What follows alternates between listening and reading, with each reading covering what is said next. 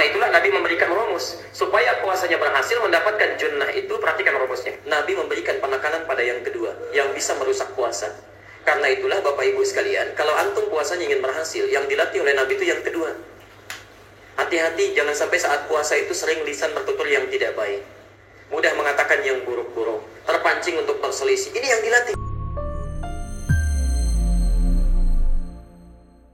Di antara hadis yang disampaikan oleh Abu Hurairah, kata beliau, anna Rasulullah sallallahu alaihi wasallam qala, sungguh satu kali saya pernah mendengar Rasulullah sallallahu alaihi wasallam menyampaikan petuah tentang Ramadan. Sabda beliau, as-siyamu junnatun, puasa itu akan menjadi perisai. Puasa itu akan menjadi perisai. Pelan-pelan, perhatikan sini. Ada junnatun, ada jinnatun, ada jannatun. Itu lain.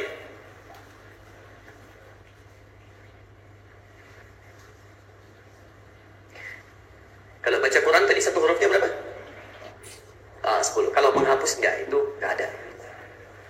Pahala umum saja itu. Lihat sini. As-siyamu, kata Nabi. Ini menunjukkan redaksi Rasulullah. Saya pernah terangkan, kalau ingin menerangkan tentang puasa, yang paling bagus gunakan as-siyam. Terulang 9 kali dalam Al-Quran. As-siyamu junnatun.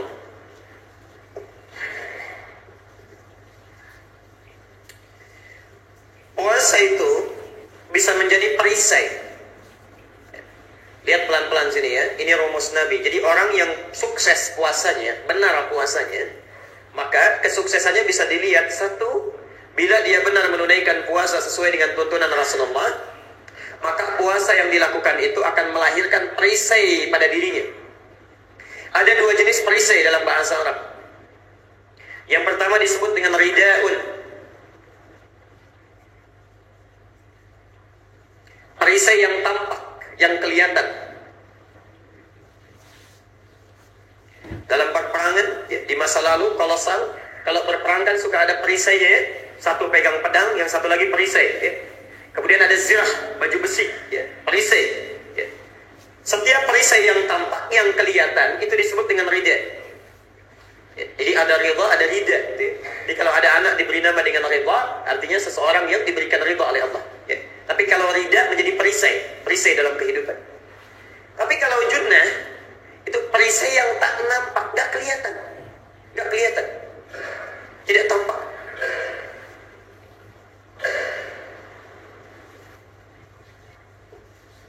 Lihat rumus ini, rumus cepatnya. Setiap huruf yang diawali dengan huruf jim, kemudian huruf nun, itu umumnya berarti sesuatu yang tidak tampak. Contoh, kalimat yang sama, cuma beda cara bacanya saja. Kalau Arab kan gak ada harokatnya. Lihat sini, ada junnah, ada jinnah, ada jannah. Jinnah, jinnatun, kemudian jannatun. Tulisannya sama, harokat awalnya yang beda. Satu junnah, kedua jinnah, ketiga jannah. Ini ada di Quran, semuanya nggak nampak. Junnatun, perisai yang tidak tampak. Nanti kita tafsirkan. Jinnatun jamak dari jin, minal jinnati wan nas. Jin kelihatan tidak? Tidak, karena itu disebut jin, sesuatu yang tidak tampak. Jinnah itu jamaknya. Jannah itu surga di akhirat. Kelihatan nggak sekarang? Tidak, karena belum tampak, disebut dengan jannah. Am hasibtum an tadkhulul jannata. Al-Baqarah ayat 214, Ali Imran ayat 142. Jannah belum tampak. Sekarang perhatikan, orang-orang yang benar puasanya, maka puasa itu akan melahirkan perisai dalam dirinya.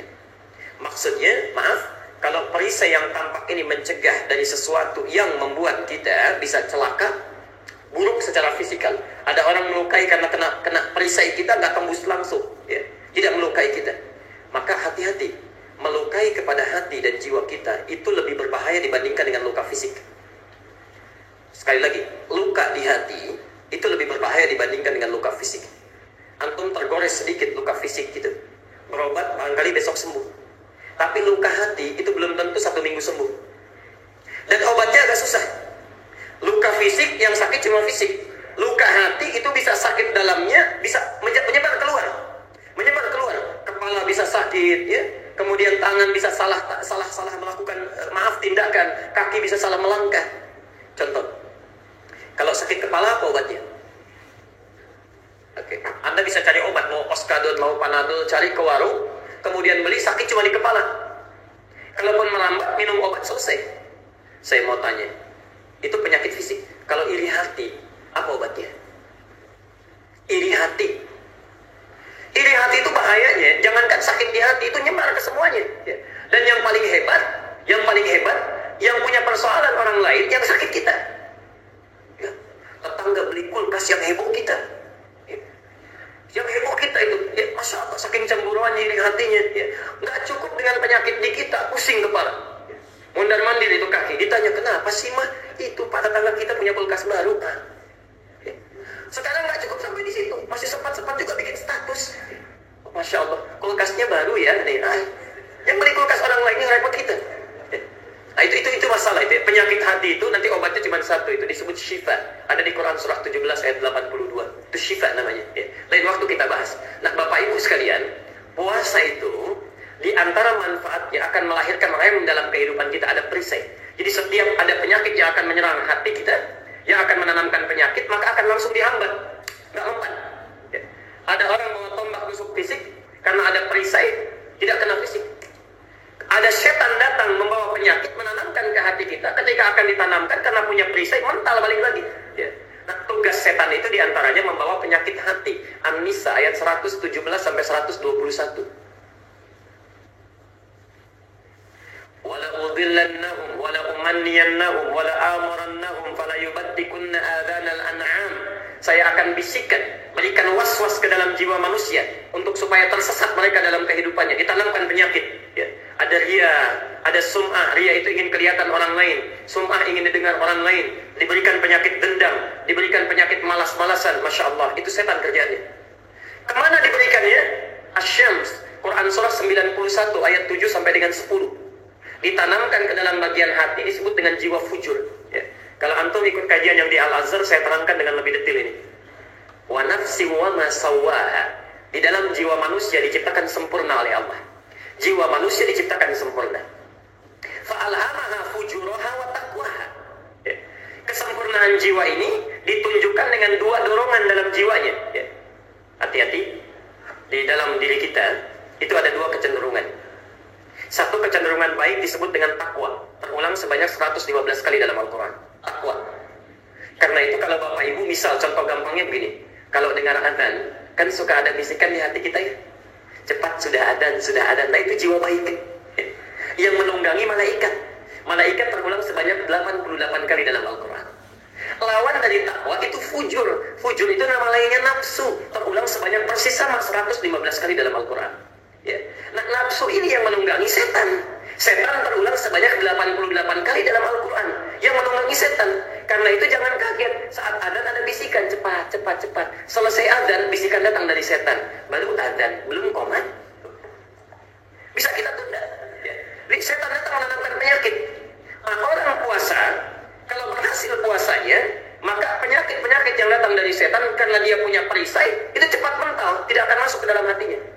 Ada orang yang Masya Allah, maaf sekali lagi, maksiat itu ringan sekali. Ada proyek yang tidak jelas, tangannya ringan, tanda tangan. Yang penting dapat keuntungan. Ya, Masya Allah. Ada tayangan-tayangan yang tidak jelas, gampang nontonnya, matanya ringan melihatnya. Karena amalannya nggak banyak, setannya banyak.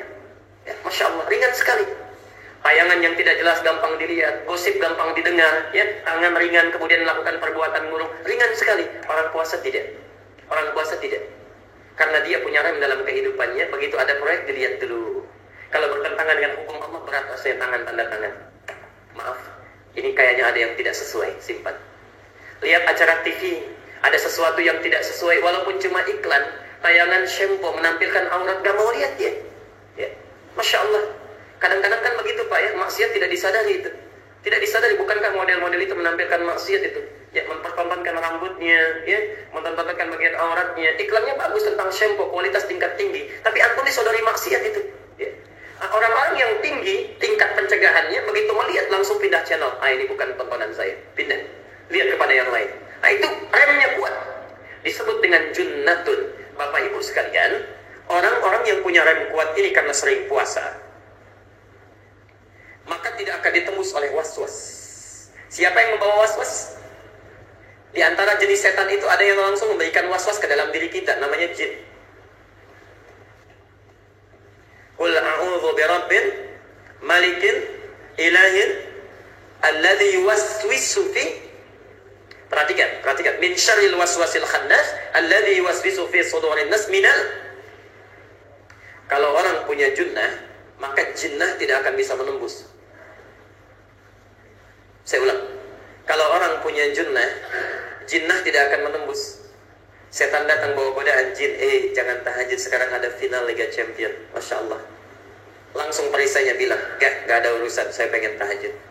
Jangan dulu ke masjid, paling ustadznya terlambat atau gak datang, ada keperluan. Gak, saya tidak ada urusan. Saya ingin datang lakukan karena Allah. Junnah.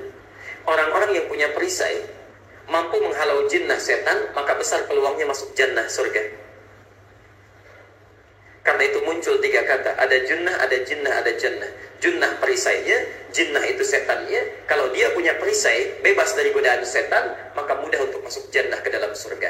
Karena itulah ada satu golongan yang tidak bisa ditembus oleh setan dalam kehidupan. Persiapannya puasa. Itu ada di Al-Hijr. Al-Hijr itu benteng. Ada orang yang membentengi dirinya supaya tidak bisa ditembus setan. Quran surah ke-15 ayat ke-40. Saya sudah terangkan di awal pertemuan di sini. Bagaimana cara mendapatkan ini? Karena ada orang-orang yang puasa, tapi tetap nggak punya benteng. Puasa iya memang puasa, tapi salat tarawih sempat-sempatnya datang nggak bawa sendal, pulang bawa sendal orang lain. Padahal ibadah juga. Masya Allah. Jadi Ramadan tapi melakukan maksiat juga. Berarti ada yang salah dengan puasanya. Karena itulah Nabi memberikan rumus supaya puasanya berhasil mendapatkan junnah itu. Perhatikan rumusnya, kita bacakan dengan cepat. Kita berhenti di jam 6 nanti ya. As-siyamu junnatun, puasa yang bagus itu akan melahirkan perisai. Kita bertanya bagaimana caranya Rasulullah? Yuk kita teruskan. Fala yarfuth, maka janganlah orang yang puasa itu berkata-kata yang kotor. Jangan berkata-kata yang kotor. Perhatikan ya. Syarat pertama ya, rafas itu kata-kata yang tidak bermanfaat atau kata-kata yang jorok. Itu rafas namanya. Wala yajhal, dan jangan juga melakukan perilaku yang tidak pantas. Yajhal itu artinya jahala, dari kata jahala. Melakukan tindakan memang nggak ada dosanya, tapi berpeluang melahirkan dosa. Saat itu nggak ada dosanya. Cuma tindakannya tidak pantas, berpeluang melahirkan dosa pada orang lain. Contoh. Kalau naik sepeda, dosa enggak? Tapi kalau naik sepeda, anak kita yang usia 5 tahun, dosa enggak kira-kira? Bapak pengen olahraga setelah ikut kajian ini, keliling-keliling komplek Persada, pakai sepeda anak kita yang usia 5 tahun. Keliling komplek itu, dosa enggak kira-kira? Dosa sih enggak, cuma tetangga pada lihat, melahirkan aib, akhirnya gosip. Itu tuh bapak itu enggak ada kerjaannya. Disambung sama istri, memang betul istrinya juga kemarin begitu, tuh istrinya kena tuh. Padahal yang melakukan bapaknya, yaitu namanya jahilah. Yajhal, melakukan tindakan yang tidak pantas melahirkan dosa pada orang lain. Orang puasa nggak melakukan itu, tidak melakukan itu. Saya teruskan dulu. Wa ini ma'un qatalahu aw syatamahu. Bahkan kalau ada orang mengajak untuk berselisih sampai mencaci dia. Jadi tingkat pertama ngajak berdebat nih, tidak diladeni, sampai dicela, mencaci, memancing kita, memprovokasi. Masya Allah. Falyaqul inni sha'imun marrataini. Maka dia mengatakan pada dirinya, ini cara menerjemahkannya seringkali ada yang keliru. Dikatakan falyaqul, maka katakanlah inni sha'imun marrataini. Saya sedang puasa, saya sedang puasa. Ini ada yang menerjemahkan begini, maaf, saya sedang puasa. Pernah dapat terjemahan seperti itu? Nah, ini kalau dalam ilmu bahasa bukan salah, tapi agak kurang tepat terjemahannya. Agak kurang tepat. Falyaqul itu maksudnya dalam bahasa Arab, kata qala itu memiliki 3 arti. Satu, berkata langsung, mengatakan pada orang. Qala misalnya berkata, wa idz qala rabbuka lil malaikati inni ja'ilun fil ardi khalifah. Ketika Allah berkata Tuhanmu Muhammad pada malaikat, Allah langsung berfirman. Yang kedua artinya dhanna, menduga dengan kuat. Dan yang ketiga, meyakinkan pada hati. Jadi ada cara meyakinkan pada diri kita, katakan pada diri kita. Jadi ada orang-orang yang kalau sedang ragu, sedang putus asa, sedang ingin melahirkan godaan, dia berkata pada dirinya supaya meyakinkan. Itu yang punya teorinya kita. Yang mempraktekkan orang Jepang. Lihat orang Jepang kalau sedang ragu-ragu itu dia katakan pada dirinya, kamu bisa, kamu bisa, kamu bisa. Dalam ilmu psikologi ada itu. Ya. Yang punya teori kita, yang praktekkan orang lain. Ya. Nah ayat hadis ini memberikan tuntunan kepada kita, kalau ada orang lain memprovokasi kita, seakan-akan sulit kita, tidak kuat kita untuk merespon itu, maka yakinkan pada diri kita, katakan pada jiwa kita, kamu itu sedang puasa. Jangan balas, jangan balas. Maksudnya itu. Ya. Yakinkan pada hati kita. 2 kali kata Nabi marata ini. Maksudnya kuatkan diri kita. Katakan pada diri kita, nafsu kita, nafas kita. Kamu sedang puasa. Jangan balas, jangan balas, jangan balas. Itu maksudnya. Ya. Kalau antum katakan pada orang yang mencaci, itu biasanya cari masalah. Begitu orang misalnya membalas, ya, sedang memarahi kita, lalu kita katakan, maaf ya, saya sedang puasa. Itu memancing amarah itu biasanya. Wah, sombong kamu ya, mentang-mentang lagi puasa. Itu ya. Akhirnya ujung-ujung kita balas, emang kenapa? Masalah buat kamu. Persoalan itu. Jadi itu cara menerjemahkannya. Rumus yang pertama, kita garis bawahi dulu. Kita garis bawahi dulu. Ternyata untuk mendapatkan perisai ini saat puasa, Nabi tidak menyampaikan satu yang membatalkan puasa. Nabi tidak menyampaikan yang membatalkan puasa. Ini poinnya. Saya akan berhenti di sini dulu. Saya akan berhenti di sini dulu. Perhatikan sini. Bapak Ibu sekalian, untuk mendapatkan junnah yang dimaksudkan tadi, junnatun perisai, Nabi memberikan rumus seperti tadi telah kita bahas. Orang puasa itu ada 2 kemungkinan. Satu, bisa batal puasanya. Batal dalam bahasa fikih disebut dengan muftirat, melakukan sesuatu yang membatalkan puasa. Bisa makan di siang hari saat puasa, batal nggak? Batal. Makan bisa membatalkan puasa. Berhubungan suami istri biologis membatalkan puasa. Berhubungan seksual. Bermaksiat, melakukan dosa besar membatalkan puasa. Rampok orang, mencuri dan sebagainya, maksiat besar membatalkan puasa. Perhatikan sini. Tapi ada yang kedua yang orang seringkali tidak sadar, yang merusak puasa. Namanya mufsidat. Ini yang tidak sadar. Ini lebih berbahaya dibandingkan yang pertama. Lebih berbahaya. Satu, Bapak Ibu sekalian, saking yang ini diketahuinya oleh orang banyak, saking diketahuinya Nabi tidak menyebutkan lagi. Padahal orang paham yang membatalkan puasa itu pun menghilangkan keutamaan puasa. Tapi yang paling menarik, Nabi tidak menyebutkan tadi. Orang-orang kan bisa Nabi mengatakan, orang-orang tidak mungkin mendapatkan perisai saat puasa kalau dia makan di siang hari. Kalau dia minum, maka bisa Nabi mengatakan, jangan makan, jangan berhubungan seksual, jangan minum. Tapi yang paling menarik, kenapa itu tidak disebutkan? Yang pertama, karena semua itu sudah dipahami oleh banyak orang. Saking pahamnya, jangankan yang puasa, yang tidak puasa pun gak mau makan di hadapan orang puasa. Contoh, ibu sedang haid, tidak puasa. Saat sedang tidak puasa pun gak mau makan di hadapan orang puasa. Saking pahamnya bahwa sesuatu yang membatalkan puasa itu diantaranya makan. Ya. Orang yang tidak puasa pun saking pahamnya ini, itu gak mau makan di hadapan orang puasa. Sembunyi-sembunyi dulu, cari ruang tertutup dulu ini. Karena itu Nabi tidak menyebutkannya. Antum puasa, makan, batal puasanya, 100% hilang pahalanya. Perhatikan sini. Bisa bohong, merusak puasa, 50% pahala hilang. Tinggal berapa? Tersisa 50% lagi. Gibah, gosip, menghilangkan pahala, misal 40%. Tersisa berapa? 10% lagi. Sudah bohong, gosip, ke masjid, mencela orang juga. Mencela orang. 30%. Sisa berapa? Minus 20%. Jadi yang ini, tanpa disadari, bukan sekedar menghilangkan pahala puasa kita, tapi bisa menambah dosa. Karena itulah Nabi melatih kita bukan pada yang membatalkan, karena ini sudah paham semuanya, bisa latihan sendiri. Nabi memberikan penekanan pada yang kedua, yang bisa merusak puasa. Karena itulah Bapak Ibu sekalian, kalau antum puasanya ingin berhasil, yang dilatih oleh Nabi itu yang kedua. Hati-hati jangan sampai saat puasa itu sering lisan bertutur yang tidak baik, mudah mengatakan yang buruk-buruk, terpancing untuk berselisih. Ini yang dilatih. Kalau ini kita berlatih dengan baik, dengan benar, maka ini muncul, pahala yang muncul. Perhatikan, kalau orang sudah melakukan latihan ini, maka yang jelek-jelek bisa dihilangkan ya. Awalnya motivasinya bukan ibadah. Awalnya karena takut batal puasanya. Orang puasa kenapa nggak mau bohong? Karena takut batal puasanya. Kenapa tidak mau mencela? Karena takut batal puasanya, takut rusak puasa. Tapi karena latihan di awal-awal nanti akan meningkatkan kualitas diri. Dari situlah kemudian mulai bergeser pemahamannya. Mulai lakukan karena Allah, karena Allah, karena Allah. Kalau sudah terbiasa, yang jelek-jelek hilang, yang baik itu muncul. Kalau sudah yang baik itu muncul, yang jelek sudah tidak akan suka lagi. Perhatikan, baik dengan buruk itu tidak akan bersatu.